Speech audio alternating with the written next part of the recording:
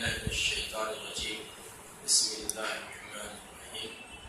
إن الله وملائكته يصلون على النبي يا أيها الذين آمنوا صلوا عليه وسلموا تسليما. اللهم صل وسلم وبارك على سيدنا حبيبنا شفيعنا طبيبنا معاونا وملجأنا محمد وبارك وسلم دائمين متلازمين إلى يوم الدين.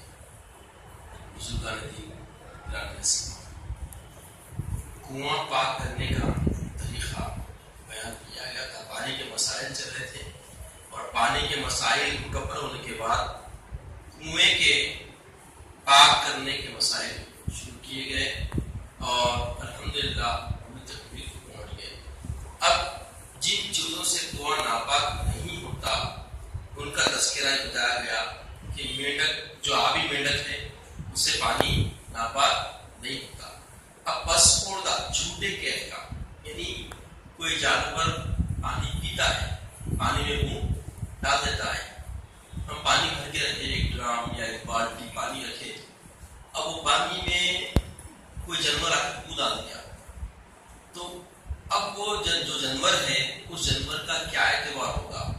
اور ہم پانی کو پاک, ہر جانور کا پانی پاک ہے یا جن جانوروں کا پانی ناپاک ہے وہ تو ناپاک ہے, جیسے کتا ہے اور جیسے ایسے جانور جانور ہے, ایسی چیزیں ہیں ان کا تو بالکل صحیح طور پہ کیا ہے ناپاک ہے. تو ذہن بھی کام کرتا, معلوم ہے, عرف عام ہے بات. اور بعض ایسے ہوتے جو درمیانی چیزیں ہوتی ہیں جن کا جھوٹا پاک ہے, گھوڑے کا پانی پاک ہے, بکری پیلی پانی پاک ہے, تو آدمی کا جھوٹا پانی پاک ہے. تو آدمی کا جھوٹا پاک ہے خواہ مسلمان ہو یا کافر, مرد ہو یا عورت. اب اس میں ایک چیز کا لحاظ رکھنا ہے, کافر کی نجاست اعتقادی ہے اور باطنی ہے نہ کہ ظاہری. اگر ظاہری ہوتی تو رسول کریم صلی اللہ علیہ وسلم کافروں کو مسجد شریف میں شب باش نہ ہونے دیتے. یہ ضرورت کے وقت کا مسئلہ ہے نہ کہ بے ضرورت بھی, اس لیے کہ جھوٹے میں اثر ضرور ہے. یعنی اب کئی ایسی جگہ ہے جہاں اجتماعی کام ہو رہا, اجتماعی کام ہو رہا, کوئی فنکشن رکھے جس میں مسلم غیر مسلم سب شامل ہیں. تو اب غیر مسلم تو ایک عجیب قسم کی طبیعت رکھتے کہ وہ گلاس کو منہ نہیں لگاتے, گلاس کو منہ لگانا عیب سمجھتے. چلو وہاں بہتر اچھا ہے.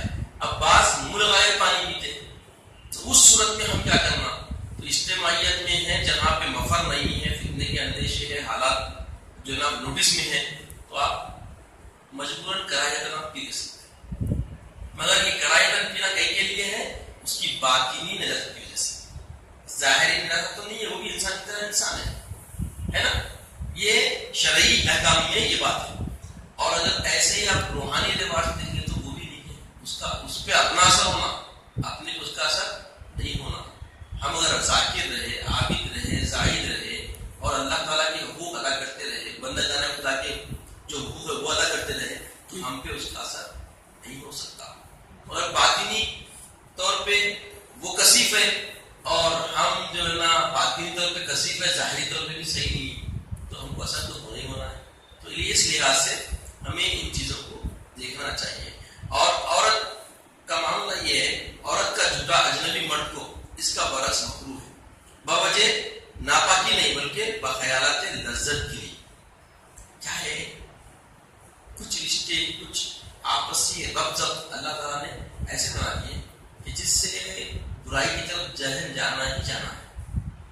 اسی لیے تو سگا ماموں کا بچہ ہے, وہ چہیتے ماموں ہے اپنی جگہ ہے, مگر ماموں کے بچے سے پردہ کرنا ہے. عالم ہے, علامہ ہے, عابد ہے, زاہد, وہ جگہ ہے. علامہ زاہد عابد کو کیا شہوت نہیں ہوتی؟ کیا اس کو نفس نہیں ہوتا؟ قرآن کا اعلان ہے نا, کیا اعلان ہے قرآن کا؟ وما ابرئ النفس ان النفس لامارۃ بالسوء. نفس سے کوئی ذات بری نہیں ہے. خطیب صاحب رہن دو, علامہ رہن دو, ولی وقت رہن دو, ولی وقت کو بھی بری نفس سے نہیں رکھا گیا سوائے محمد رسول اللہ صلی اللہ علیہ وسلم. ہر ایک کو نفس اللہ تعالیٰ نے رکھا ہے, کیونکہ اللہ کا اعلان ہے نا. قرآن کے اوپر ایمان ہے نہیں ہے نا. قرآن کیا بولا؟ وما ابرئ النفس. 13 بار ہے نا صاحب, 13 بارے میں پہلی آیت قرآن شروع 12 شروع ہونا نفس سے کوئی بڑی چیز نہیں، نفس سے کوئی بڑی چیز نہیں. اور نفس کا بیسیکلی بنیادی طور پہ کام کیا ہے؟ برائی کی طرف مائل کرنا. تو اسی لیے کوئی عورت کا جھوٹا پانی پینے سے خیالات پراگندہ ہونے کا خفی امکان ہے. اسی لیے یہ خیال بند کرنا، خیالات کھولنے سے بھی آواز جاری سن، اس لیے اس کو منع کیا گیا.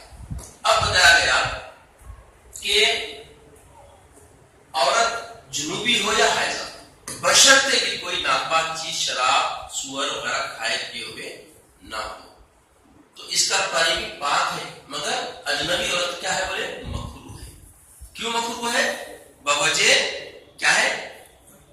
خیالات کے پراگندہ ہونے کا، خیالی لذت محسوس کرنے کا اس میں گھیراؤ ہے. اس لیے ہم کو بچنا چاہیے. اور متقی آدمی تو جھولا پیتے ہی اور جھولا پانی پیتے نہیں. گھوڑے، حلال جانور، چوپائے یا پرند، آبی جانور اور وہ جانور جن میں خون جاری نہ ہو، حلال ہو یا حرام، ان سب کا جھولا پاک ہے، بشرطے کہ ان کے منہ کو نجاست والی کوئی چیز لگی نہ ہو. اگر ان کے منہ نجاست سے آلودہ ہے، بھرے ہوئے ہیں، تو اس کا حکم اس پہ لگے گا. البتہ کوچا گرد مرغی اور گائے نجس خور کا جھوٹا مکروہ ہے. کوچا گرد مرغی سے مراد جو گلی کوچے پھرتی نا، موریوں میں جاتی، گندگی کھا لیتی، یہ کھا لیتی، وہ کھا لیتی، تو اس کا جھوٹا کیا ہے؟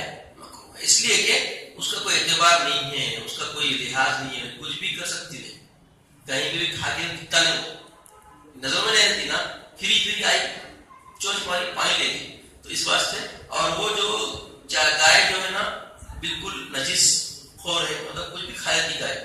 بعض گائے کیا ہوتے ہیں؟ گندا نالیہ پانی پی لیتے رہتے پھرنے والے، ویسے گیا کہ منہ ڈال ڈالی تو اس منہ کیا ہے معلوم نہیں ہوتا. تو اس لیے اس کا پانی کیا بولے؟ مکروہ ہے. جن کا جھوٹا مکروہ ہے، جو حرام جانور گھر میں رہتے ہیں، جیسے بلی، چوہا، چھپکلی وغیرہ، یہ حرام ہے نا. اور حرام پرند مثلا کوا، چیل، باز وغیرہ. اسی طرح وہ حلال جانور جو چھوٹے پھرتے ہیں اور جو چاہتے ہیں کھا پی لیتے ہیں، جیسے مرغی اور گائے نجس خور، ان سب کا جھوٹا مکروہ تنزیہ ہے. ہاں اگر بلی چوہے کھا کر فوراً کسی چیز میں منہ ڈال دے تو وہ ناپاک ہے، ورنہ کیا ہے؟ اس کا پانی مکروہ ہے. اب یہ مکروہ پانی جو ہے بشرطے کہ اس کے منہ میں نجاست آلودہ نہ ہو. شرط ہے جتنی بھی چیزیں ہم ذکر کریں، ان چیزوں ان کے منہ کیا ہونا؟ نجاست آلود نہیں ہونا. تو پانی مکروہ ہے، مکروہ تنزیہ ہے، کراہیت والا پانی ہے. اور اگر ان کے منہ کو نجاست لگی بھی ہے تو سمجھو پانی پورا نجس ہے. جن کا جھوٹا مشکوک ہے، جیسے کھچر جس کی پیدائش مادہ خر سے ہو، اس کا، اور گدھے کا جھوٹا مشکوک ہے. جس کھچر کی پیدائش مادہ سب سے ہو، اس کا جھوٹا مشکوک نہیں. یعنی مطلب کھچر کی مادہ ہے اور حلال سے ہوئی، ماں کا اعتبار اس میں کیا جائے گا. ماں اگر پاک ہے، حلال ہے، تو اس کا جھوٹا بھی کیا رہے گا؟ پاک رہے گا. اور اگر ماں مشکوک ہے تو اس کا جھوٹا بھی کیا رہے گا؟ مشکوک رہے گا. اور ماں اگر حرام ہے تو اس کا جھوٹا بھی کیا رہے گا؟ حرام رہے گا. جن کا جھوٹا ناپاک ہے، سور، کتا، ہاتھی وغیرہ کا حرام، چوپائے جانوروں کا جھوٹا ناپاک ہے. سبھی دور میں پانی انہوں ناپاک، ان کا پانی بھی ناپاک. جس جاندار کا جھوٹا پاک ہے، وہ اگر ناپاک چیز کھا کر کسی چیز میں منہ ڈالے تو وہ چیز ناپاک ہو جائے گی. ہاں اگر کچھ دیر کے بعد جس میں ایک دفعہ لعاب نکلنے سے منہ صاف ہو جائے، منہ ڈالے تو ناپاک نہ ہوگا. مطلب حرام چیز کو کھا لے کے کیا کرے؟ وہ جانور جو بھی ہے منہ سے 2-3 بار منہ زبان نکل کے چاٹی جی گلی 2-3 بار ہو گیا، تو اب اس کا منہ کیا ہو گیا؟ پاک ہو گیا. اب منہ ڈالے تو پانی کیا ہے؟ پاک ہے.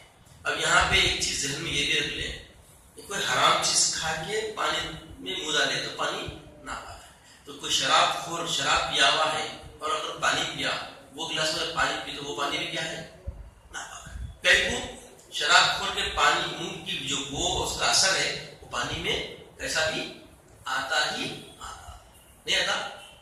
ایسے ہی کوئی کثر سے چین اسموکر ہے، خوب سگریٹ پینے والا ہے، تمباکو کے پانا کھانے والا ہے، تو یہ مکروہ تحریمی ہے نا، تمباکو یہ سب چیزیں. اب ویسا کوئی پانی پی کے رکھا اور گلاس کی تو اس میں بوا آیا تھا، اس کا اثر آ گیا، تو وہ پانی پی کیا ہے؟ وہ مکروہ ہے. سمجھ رہے ہیں؟ حرام مکروہ تحریمی ہے، تو اس کا لحاظ رکھنا چاہیے. پسینہ اور لعاب کا حکم. آدمی کا پسینہ پاک ہے، ہر جانور کا پسینہ اور لعاب اس جھوٹے کے حکم میں ہے. اگر جھوٹا پاک ہے تو یہ بھی ابھی جو اوپر تذکرہ کرتے ہوئے آئے جھوٹے پانی کا جو احکام ہم جو بتائے ہیں اسی لحاظ سے اس میں بھی پسینے میں بھی امر لگے گا، پسینے میں بھی حکم عائد ہوگا.